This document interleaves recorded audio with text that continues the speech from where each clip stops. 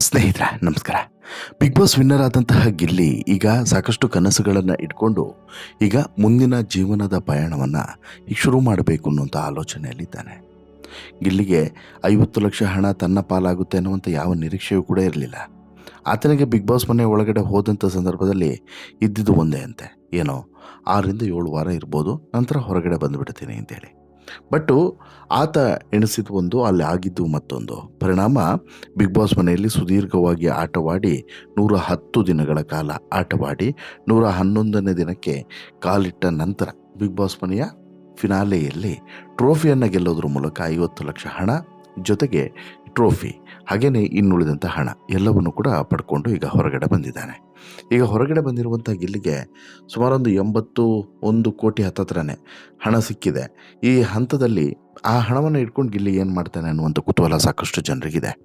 ಆ ಹಣದ ಬಗ್ಗೆ ಅಥವಾ ಆ ಪ್ರೈಸ್ ಅಮೌಂಟ್ನ ಬಗ್ಗೆ ಗಿಲ್ಲಿ ಒಂದಷ್ಟು ಕನಸುಗಳನ್ನು ಇಟ್ಕೊಂಡಿದ್ದಾನೆ. ಅದೇನು ಹೇಳ್ತಾ ಹೋಗ್ತೀನಿ. ಅದಕ್ಕಿಂತ ಮುಂಚೆ ನೀವಿನ್ನೂ ಕೂಡ ನಮ್ಮ ಚಾನಲನ್ನು ಸಬ್ಸ್ಕ್ರೈಬ್ ಮಾಡಿಲ್ಲ ಅಂದರೆ ದಯವಿಟ್ಟು ಕೂಡಲೇ ಸಬ್ಸ್ಕ್ರೈಬ್ ಮಾಡಿ ಸ್ನೇಹಿತರೆ. ಗಿಲ್ಲಿ ಬಿಗ್ ಬಾಸ್ ಸೀಸನ್ 12ರ ಟ್ರೋಫಿಯನ್ನು ಗೆಲ್ತಾನೆ ಅನ್ನೋದು ಬಹುತೇಕ ಕನ್ನಡಿಗರ ಬಯಕೆ ಆಗಿತ್ತು, ಪ್ರಾರ್ಥನೆ ಆಗಿತ್ತು, ಆಸೆ ಆಗಿತ್ತು. ಅದು ಕೊನೆಗೂ ಕೂಡ ಈಡೇರಿದೆ. ಅಲ್ಲಿಗೆ ಕನ್ನಡಿಗರ ಪ್ರಾರ್ಥನೆ ಫಲಿಸಿದೆ. ಬಿಗ್ ಬಾಸ್ ಸೀಸನ್ 12ರಲ್ಲಿ ಏನಾದರೂ ಒಂದು ಟ್ವಿಸ್ಟನ್ನು ಕೊಟ್ಟು ಗಿಲ್ಲಿಗೆ ಸೆಕೆಂಡೋ ಥರ್ಡೋ ಪ್ಲೇಸನ್ನು ಕೊಟ್ಟು ಬಿಡ್ಬೋದು, ಈ ರೀತಿಯಾಗಿ ಮೋಸವನ್ನು ಮಾಡಬಹುದು ಅನ್ನುವಂಥ ನಿರೀಕ್ಷೆಯೂ ಕೂಡ ಇತ್ತು. ಆದರೆ ಆ ರೀತಿ ರಿಸ್ಕನ್ನು ತೆಗೆದುಕೊಳ್ಳೋದಕ್ಕೆ ಹೋಗಲಿಲ್ಲ ಕಲರ್ಸ್ ಕನ್ನಡ ಟೀಮ್. ಅಂತಿಮವಾಗಿ ಗಿಲ್ಲಿಗೆ ಬಿಗ್ ಬಾಸ್ ಸೀಸನ್ 12ರ ಟ್ರೋಫಿಯನ್ನು ಕೊಡಲಾಗಿದೆ ಮತ್ತು ಒಂದಷ್ಟು ಹಣವನ್ನು ಕೂಡ ಕೊಡಲಾಗಿದೆ. ನಗದು ರೂಪದಲ್ಲಿ ಒಂದಷ್ಟು ಹಣವನ್ನು ಕೊಡಲಾಗಿದೆ. ಪ್ರತಿ ಸೀಸನ್ನಂತೆ ಈ ಸೀಸನ್ನಲ್ಲೂ ಕೂಡ ಬಿಗ್ ಬಾಸ್ ಸೀಸನ್ 12ರ ವಿನ್ನರಿಗೆ 50 ಲಕ್ಷ ಹಣವನ್ನು ಕೊಡ್ತಾರಲ್ವ, ಅದೇ ರೀತಿ ಗಿಲ್ಲಿಗೂ ಕೂಡ 50 ಲಕ್ಷ ಹಣವನ್ನು ಕೊಡುತ್ತಾರೆ. ಅದರಲ್ಲೇ ಟ್ಯಾಕ್ಸ್ ಎಲ್ಲ ಕಟ್ಟಾಗಿ ಅದೇನು ಇವತ್ತು ನಾಳೆ ಸಿಕ್ಬಿಡಲ್ಲ. ಈಗ ಗಿಲ್ಲಿ ಹೊಡೆದ ತಕ್ಷಣ ಅಮೌಂಟ್ ಸಿಕ್ಬಿಡುತ್ತಾ? ಇಲ್ಲ, ಒಂದಷ್ಟು ದಿನಗಳ ಬಳಿಕ ಆ ಅಮೌಂಟು ಸಿಗುತ್ತೆ. ಆ ಅಮೌಂಟ್ ಸಿಕ್ಕ ಬಳಿಕ ಅದರ ಜೊತೆಗೆ ಇನ್ನಷ್ಟು ಹಣವನ್ನು ಏನು ಘೋಷಣೆ ಮಾಡಿದ್ದಾರೋ, ಕಿಚ್ಚ ಸುದೀಪ್ ಅವರು ಒಂದು 10 ಲಕ್ಷ, ಆಮೇಲೆ ಶರವಣ ಅವರು ಒಂದು 20 ಲಕ್ಷ, ಆಮೇಲೆ ಮತ್ತೆ ಬೇರೆ ಬೇರೆ ಚಿಕ್ಕ ಪುಟ್ಟ ಪ್ರೈಸ್ಗಳು ಎಲ್ಲವೂ ಸೇರಿ ಒಂದು ಹೆಚ್ಚು ಕಡಿಮೆ 1 ಕೋಟಿ ಹತ್ತತ್ರ ಸಿಗ್ಬೋದು ಅಂತಲೇ ಇಟ್ಕೊಳ್ಳಿ. ಇಷ್ಟು ಹಣ ಸಿಗುತ್ತೆ. ಈಗ ಗಿಲ್ಲಿ ಈ ಒಂದು ಸಂದರ್ಭವನ್ನು ಮಾಧ್ಯಮಗಳ ಜೊತೆಗೆ ಹಂಚಿಕೊಂಡಿದ್ದಾನೆ. ನನಗೆ ನಿಜವಾಗ್ಲೂ ಕೂಡ ನಂಬೋಕೆ ಆಗ್ತಿಲ್ಲ. ಹೊರಗಡೆ ಬಂದ ಮೇಲೆ ಇದೇ ರೀತಿಯಾದಂತಹ ಪ್ರೀತಿ, ಈ ರೀತಿಯಾದಂತಹ ಒಂದು ಜನಬೆಂಬಲ ನನಗೆ ಸಿಕ್ಕಿದೆ ಅಂಥೇಳಿ ನಂಬೋಕೆ ಆಗ್ತಿಲ್ಲ. ನಿಜಾನ ಅಂತೇಳಿ ಅನ್ನಿಸ್ತಿದೆ. ಬಂದಿರುವಂತಹ 50 ಲಕ್ಷದಲ್ಲಿ ಏನು ಮಾಡಬೇಕು ಅಂತೇಳಿ ಒಂದಷ್ಟು ಪ್ಲಾನ್ಗಳನ್ನು ಇಟ್ಕೊಂಡಿದ್ದೇನೆ ಎನ್ನುವಂಥ ವಿಚಾರವನ್ನು ಕೂಡ ಗಿಲ್ಲಿ ಈಗ ಮನಬಿಚ್ಚಿ ಮಾತನಾಡಿದ್ದಾನೆ. ಹಾಗಾದರೆ ಗಿಲ್ಲಿ ಏನೇನು ಹೇಳಿದ್ದಾನೆ ನೋಡ್ತಾ ಹೋಗೋಣ ಬನ್ನಿ. ಗಿಲ್ಲಿಗೆ ದೊಡ್ಡ ಕನಸೇನೂ ಇಲ್ಲ ರೀ. ಗಿಲ್ಲಿಯ ಕುಟುಂಬ ತುಂಬ ಬಡತನದಿಂದ ಬಂದಂಥ ಕುಟುಂಬ. ಅವರಿಗೆ ಈ 50 ಲಕ್ಷ ಹಣದಿಂದ ಆಸ್ತಿ ತಗೊಬೇಕು ಅಥವಾ ದೊಡ್ಡ ಆಸ್ತಿ ಪಾಸ್ತಿಗಳನ್ನು ಮಾಡಿ ಬಾಡಿಗೆಯನ್ನು ಸಂಪಾದನೆ ಮಾಡಿ ಮತ್ತು ಇನ್ನೊಂದಿಷ್ಟು ಹಣವನ್ನು ಅದರಿಂದ ರೊಟೇಷನ್ ಮಾಡಬೇಕು, ಹಾಗೆ ಹೀಗೆ ಏನು ಕೂಡ ಕೆಟ್ಟ ಆಲೋಚನೆಗಳಿಲ್ಲ. ಇರುವಂಥದ್ದು ಒಳ್ಳೆಯ ಆಲೋಚನೆ. ಅದಕ್ಕೆ ಪೂರಕವಾಗಿ ಗಿಲ್ಲಿ ಈಗ ತನ್ನ ಆಸೆಯನ್ನು ಕೂಡ ಬಹಿರಂಗವಾಗಿ ಹೇಳ್ಕೊಂಡಿದ್ದಾನೆ. ಆಮೇಲೆ ಗಿಲ್ಲಿಗೆ ಈಗಲೂ ಕೂಡ ನಂಬೋಕ್ಕೆ ಸಾಧ್ಯವಾಗ್ತಿಲ್ಲ ಅಂತೆ. ನಾನು ಗೆದ್ದಿರೋದು ಹೌದಾ ಅಲ್ವಾ ಅಂತಲೂ ಕೂಡ ಹೇಳ್ತಿದ್ದಾನಂತೆ. ಪದೇ ಪದೇ ಮೈಕಿದೆಯಾ ಅಂತಲೂ ಕೂಡ ನೋಡ್ಕೊಳ್ತಿದ್ದೀನಿ. ನಾನು ದೊಡ್ಡಮ್ಮ ದ್ವಾಸೆ ಹಾಕೋ ಹಾಡನ್ನು ಸ್ಕೂಲ್ಗೆ ಹೋಗುವಾಗ ಕಲಿತಿದ್ದು, ಅದು ಹಾಗೆ ಮನೇಲಿ ಹೇಳಿದ್ದು, ಆಮೇಲೆ ಇಷ್ಟು ಫೇಮಸ್ ಆಯಿತು ಆ ಹಾಡು, ಮಕ್ಕಳಿಗೆಲ್ಲ ಇಷ್ಟ ಆಗಿದೆ ಅನ್ನೋದು ಆಚೆ ಬಂದ ಮೇಲೆ ಗೊತ್ತಾಯಿತು ಅಂತ ಹೇಳಿ ಹರ್ಷವನ್ನು ವ್ಯಕ್ತಪಡಿಸಿದ್ದಾರೆ. ಇನ್ನು ಗಿಲ್ಲಿ ಹೊರಗಡೆ ಬಂದ ಬಳಿಕ ಶಿವಣ್ಣ ತೋರಿದಂಥ ಅಭಿಮಾನ, ಜಗ್ಗೇಶ್ ಅವರು ಹೇಳಿದಂಥ ಭವಿಷ್ಯ, ಇದೆಲ್ಲದರ ಬಗ್ಗೆಯೂ ಕೂಡ ಮಾತನಾಡಿದ್ದಾರೆ. ಮತ್ತು ಯಾರೆಲ್ಲ ತನಗೆ ಬೆಂಬಲವಾಗಿ ನಿಂತಿದ್ದಾರೋ ಅವರೆಲ್ಲರಿಗೂ ಕೂಡ ಧನ್ಯವಾದವನ್ನು ಹೇಳ್ತೇನೆ ಎನ್ನುವಂಥ ಮಾತನ್ನು ಕೂಡ ಗಿಲ್ಲಿ ಹೇಳೋದಕ್ಕೆ ಮರೆತಿಲ್ಲ. ಇನ್ನು ಕಾವ್ಯ ಜೊತೆಗೆ ಮದುವೆ ಏನೂ ಇಲ್ಲ.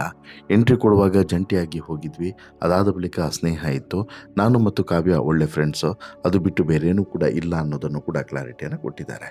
ಈಗ ಪ್ರಮುಖವಾದಂಥ ವಿಚಾರ, ಗೆದ್ದಂಥ ಹಣದಲ್ಲಿ ಗಿಲ್ಲಿ ಏನು ಮಾಡ್ತಾನೆ ಅನ್ನೋದು ಈಗಿರುವಂಥ ಕುತೂಹಲ. ನೋಡಿ, ಪ್ರತಿಯೊಬ್ಬರಿಗೂ ಕೂಡ ಈ ಬಡತನದಲ್ಲಿ ಮೇಲೆ ಬಂದವರಿಗೆ ಒಂದು 10,000 ಯಾರಾದರೂ ಕೊಟ್ಟರೆ ಅದೇ ದೊಡ್ಡ ವಿಚಾರ. ಕೆಲವೊಂದು ಸಲ 10,000ಕ್ಕೂ ಕೂಡ ಪರದಾಡುವಂಥ ಪರಿಸ್ಥಿತಿ ಬಂದಿರ್ತದೆ. ಇಲ್ಲಿ 10 ಲಕ್ಷನೂ ಅಲ್ಲ, 50 ಲಕ್ಷ ಹಣ ಬರ್ತದೆ. 50 ಲಕ್ಷದಲ್ಲಿ ಟ್ಯಾಕ್ಸ್ ಎಲ್ಲ ಕಟ್ಟಾಗಿ ಸುಮಾರು ಒಂದು 35 ಲಕ್ಷ ರೂಪಾಯಿ ಕೈ ಸೇರ್ತದೆ. ಈ 35 ಲಕ್ಷ ರೂಪಾಯಿ ಹಾಗೆಯೇ ಇನ್ನುಳಿದಂತಹ ಈಗ ಘೋಷಣೆ ಆಗಿರುವಂಥ 30 ಲಕ್ಷವೇ ಮತ್ತೊಂದು ಕಡೆ, ಮತ್ತುಳಿದಂಥ ಅಮೌಂಟ್ ಹೆಚ್ಚು ಕಡಿಮೆ ಏನಿಲ್ಲ ಅಂತ ಹೇಳಿದ್ರು ಒಂದು 80-90 ಕೋಟಿ ಅಂತೂ, ಏನಿಲ್ಲ ಅಂತ ಹೇಳಿದ್ರು 80-90 ಲಕ್ಷವಂತೂ ಬರಬಹುದು. ಇಷ್ಟು ಹಣ ಗಿಲ್ಲಿಯ ಕೈ ಸೇರೋದ್ರಿಂದ ಗಿಲ್ಲಿ ಆ ಹಣದಿಂದ ಏನು ಮಾಡ್ತಾನೆ ಅನ್ನುವಂಥ ಕುತೂಹಲ ಸಹಜವಾಗಿ ಎಲ್ಲರಲ್ಲೂ ಕೂಡ ಇದೆ. ಗಿಲ್ಲಿಯ ಬಳಿ ಕೇಳಿದರೆ ಗಿಲ್ಲಿ ಹೇಳೋದಿಷ್ಟೇ, ಹಣ ನನಗೇನು ಆ ಹಣದಿಂದ ಹಾಗೆ ಬದುಕಬೇಕು, ಹೀಗೆ ಬದುಕಬೇಕು, ರಾಯಲ್ ಆಗಿರಬೇಕು, ಈ ಯಾವ ಆಸೆ ಆಡಂಬರಗಳು ಕೂಡ ಇಲ್ಲ. ನನಗಿರೋದು ಇಷ್ಟೇ, ಏನು ಸುಂದರವಾದಂಥ ಜೀವನವನ್ನು ಸಾಗಿಸಬೇಕು, ನೆಮ್ಮದಿಯಾಗಿ ಜೀವನವನ್ನು ಸಾಗಿಸಬೇಕು. ಚಡ್ಡಿ ಬನಿಯನ್ ಅಂದ್ರೇ ನನಗಿಷ್ಟ. ಬಿಗ್ ಬಾಸ್ ಮನೆಗೆ ಹೋದಾಗಲೂ ಕೂಡ ಅದನ್ನೇ ಹಾಕ್ಕೊಂಡಿದ್ದೆ, ಹೊರಗಡೆ ಬಂದ ಮೇಲೂ ಕೂಡ ಹಾಗೆ ಬದುಕ್ತೀನಿ. ನಾನು ಬಿಗ್ ಬಾಸ್ ವಿನ್ ಆದೆ ಅಂತ ಹೇಳಿಬಿಟ್ಟು ನನ್ನಲ್ಲಿ ಅಹಂಕಾರ ಅಥವಾ ನನ್ನ ಜೀವನದ ಶೈಲಿಯಲ್ಲಿ ಬದಲಾವಣೆ ಮಾಡಿಕೊಳ್ಳೋದಕ್ಕೆ ನನಗೆ ಸುತರಾಮ್ ಇಷ್ಟ ಇಲ್ಲ. ಹಾಗೆಯೇ ಮತ್ತೊಂದು ವಿಚಾರ ಏನು ಅಂತ ಹೇಳಿದ್ರೆ, ನಾನು ಈ ಹಣದಲ್ಲಿ ಒಂದಷ್ಟು ಜಮೀನನ್ನು ತೆಗೆದುಕೊಂಡು ವ್ಯವಸಾಯವನ್ನು ಮಾಡಬೇಕು ಅಂತೇಳಿ ಆಶಯವನ್ನು ವ್ಯಕ್ತಪಡಿಸಿದ್ದಾರೆ ಗಿಲ್ಲಿ ನಟ. ನೋಡಿ ಎಷ್ಟು ವಿಶೇಷವಾಗಿದೆ. ಬೇರೆಯವರಿಗಾದರೆ ಅದು ತಗೊಬೇಕು, ಇದು ತಗೊಬೇಕು, ಅಲ್ಲಿ ಆಸ್ತಿ ಮಾಡಬೇಕು, ಇಲ್ಲಿ ಆಸ್ತಿ ಮಾಡಬೇಕು, ಹಾಗೆ ಮಾಡಬೇಕು, ಹೀಗೆ ಮಾಡಬೇಕು, ಅವ್ರಿಗೆ ಕೊಡಬೇಕು, ಇವ್ರಿಗೆ ಕೊಡಬೇಕು, ಈ ರೀತಿಯಾದಂಥ ಆಲೋಚನೆಗಳೇ ಇರ್ತದೆ. ಬಟ್ ಗಿಲ್ಲಿಯ ಆಲೋಚನೆಗಳು ಎಷ್ಟು ಡಿಫ್ರೆಂಟ್ ಅನ್ನೋದಕ್ಕೆ ಇದೇ ಸಾಕ್ಷಿ. ಗಿಲ್ಲಿ ಇಷ್ಟೇ ಹೇಳಿರೋದು, ಏನು ಒಂದಷ್ಟು ಜಮೀನನ್ನು ತೆಗೆದುಕೊಳ್ಬೇಕು, ಅದರಲ್ಲಿ ವ್ಯವಸಾಯವನ್ನು ಮಾಡಬೇಕು ಅನ್ನುವಂಥದ್ದು. ಅದು ಬಿಟ್ಟರೆ ಬೇರೆ ಏನು ಕೂಡ ದೊಡ್ಡ ಆಸೆ ನನ್ನ ಬಳಿ ಇಲ್ಲ ಅನ್ನುವಂಥ ವಿಚಾರವನ್ನು ಹೇಳಿದ್ದಾರೆ. ಗಿಲ್ಲಿಯ ಈ ಮಾತನ್ನು ಕೇಳಿದಂತಹ ಸಾಕಷ್ಟು ಜನ ಖುಷಿ ಪಟ್ಟಿದ್ದಾರೆ. ಅಂದರೆ ಒಬ್ಬ ಮಗ ಈ ರೀತಿ ಮನೆಗೆ ಆಸ್ತಿ ಆದರೆ ಎಷ್ಟು ಹೆಮ್ಮೆ ಅಲ್ವಾ ಅನ್ನುವಂಥದ್ದು, ಮತ್ತು ನಮ್ಮ ಪ್ರತಿಯೊಂದು ಓಟುಗಳು, ನಮ್ಮ ಹಾರೈಕೆಗಳು ಈ ರೀತಿ ಈಡೇರಿಕೆ ಆದರೆ ನಮಗೂ ಕೂಡ ಖುಷಿ ಅಲ್ವಾ ಅಂಥೇಳಿ ವ್ಯವಸಾಯ ಮಾಡಿಕೊಂಡು ಆರಾಮಾಗಿ ಹಾಯಾಗಿ ಇರಬೇಕು ಅನ್ನೋದು ಗಿಲ್ಲಿಯ ಕನಸು. ಹಾಗೆಯೇ ಸಿನಿಮಾ ರಂಗದಲ್ಲೂ ಕೂಡ ಇನ್ನಷ್ಟು ಹೆಸರನ್ನು ಸಂಪಾದನೆ ಮಾಡಬೇಕು. ಈಗಾಗಲೇ ಡೆವಿಲ್ ಸಿನಿಮಾದಲ್ಲಿ ಈತನ ಪಾತ್ರ ಎಲ್ರಿಗೂ ಕೂಡ ಇಷ್ಟ ಆಗಿದೆ. ಇಂತಹ ಇನ್ನೊಂದಷ್ಟು ಸಿನಿಮಾಗಳಲ್ಲಿ ನಟಿಸಿ ಒಳ್ಳೆಯ ಹೆಸರನ್ನು ಕೂಡ ಸಂಪಾದನೆ ಮಾಡಬೇಕು. ಆಮೇಲೆ 4 ಜನರಿಗೆ ಮಾದರಿ ಆಗುವಂತೆ ಬದುಕಬೇಕು. ನಾನು ಬಿಗ್ ಬಾಸ್ ವಿನ್ನರ್ ಅಂದ ತಕ್ಷಣ ಕೋಡು ಬಂದಿರೋ ರೀತಿಯಲ್ಲಿ ನಾನು ಬದುಕೋದಕ್ಕೆ ಇಚ್ಛೆ ಪಡೋದಿಲ್ಲ. ನಾನು ಕೂಡ 4 ಜನರ ರೀತಿ ಬದುಕಬೇಕು, 4 ಜನರ ರೀತಿ ನಾನು ಕೂಡ ಇರಬೇಕು ಅಂತೇಳಿ ಬಯಸ್ತೇನೆ. ನನಗೆ ಪ್ರತಿಯೊಂದು ಹಂತದಲ್ಲೂ ಕೂಡ ಸಪೋರ್ಟ್ ಮಾಡಿದಂಥ ಪ್ರತಿಯೊಬ್ಬರನ್ನು ಕೂಡ ನಾನು ನೆನೆಸಿಕೊಳ್ಳುತ್ತೇನೆ ಅನ್ನುವಂಥ ಮಾತನ್ನು ಹೇಳ್ತಾ, ಗಿಲ್ಲಿ ತನಗೆ ಸಿಕ್ಕಂತಹ ಹಣವನ್ನು ಸದುಪಯೋಗ ಪಡಿಸ್ಕೊಳ್ಬೇಕು, ಅಂದರೆ ಒಳ್ಳೆ ರೀತಿಯಲ್ಲಿ ಒಳ್ಳೆಯದಕ್ಕೆ ಬಳಸ್ಕೊಳ್ಬೇಕು ಅನ್ನುವಂಥ ಆಲೋಚನೆಯಲ್ಲಿ ಇರೋದು ಮಾತ್ರ ಖುಷಿಯ ವಿಚಾರ. ಇದು ಅವರ ತಂದೆ ತಾಯಿಗೂ ಕೂಡ ಖುಷಿಯನ್ನು ಕೊಟ್ಟಿದೆ ಅನ್ನೋದರಲ್ಲಿ ಎರಡನೇ ಮಾತೇ ಇಲ್ಲ. ನೋಡೋಣ ಮುಂದೆ ಏನೆಲ್ಲ ಆಗುತ್ತೆ, ಏನೆಲ್ಲ ಪ್ಲಾನ್ಗಳನ್ನು ಗಿಲ್ಲಿ ಹಾಕಿಕೊಳ್ತಾನೆ, ಈ ಬಂದಂಥ ಹಣ ಯಾವಾಗ ಗಿಲ್ಲಿಯ ಕೈ ಸೇರುತ್ತೆ, ಕೈ ಸೇರಿದ ಬಳಿಕ ಏನೆಲ್ಲ ಆಗುತ್ತೆ ಕಾದು ನೋಡಬೇಕು. ಗಿಲ್ಲಿಗೆ ಒಂದು ಕಾರ್ ಕೂಡ ಸಿಕ್ಕಿದೆ. ಈಗಾಗಲೇ ಗಿಲ್ಲಿ ಬಳಿನೂ ಕೂಡ ಒಂದು ಕಾರ್ ಇತ್ತು. ಹಾಗಾಗಿ ಈ ಕಾರನ್ನು ಮನೆಯಲ್ಲಿಡ್ತಾರೋ ಅಥವಾ ಬೇರೆ ಯಾರಿಗಾದರೂ ಕೊಡ್ತಾರೋ ಅದನ್ನು ಕೂಡ ಇನ್ನೂ ಕಾದು ನೋಡಬೇಕು. ನಿಮಗೇನು ಅನಿಸುತ್ತೆ ಸ್ನೇಹಿತರೆ, ಗಿಲ್ಲಿಯ ಈ ಎಲ್ಲ ಆಲೋಚನೆಗಳ ಬಗ್ಗೆ ನಿಮ್ಮ ಅಭಿಪ್ರಾಯ ಏನು? ದಯವಿಟ್ಟು ಕಮೆಂಟ್ ಮಾಡಿ ತಿಳಿಸಿ. ಜೊತೆಗೆ ಗಿಲ್ಲಿಗೆ ಏನಾದರೂ ಸಜೆಷನ್ ಕೊಡೋದಾದರೆ ಏನು ಕೊಡೋದಕ್ಕೆ ಇಚ್ಛೆಪಡ್ತೀರಾ ಅನ್ನೋದನ್ನು ಕೂಡ ಕಮೆಂಟ್ ಮಾಡಿ ತಿಳಿಸಿ.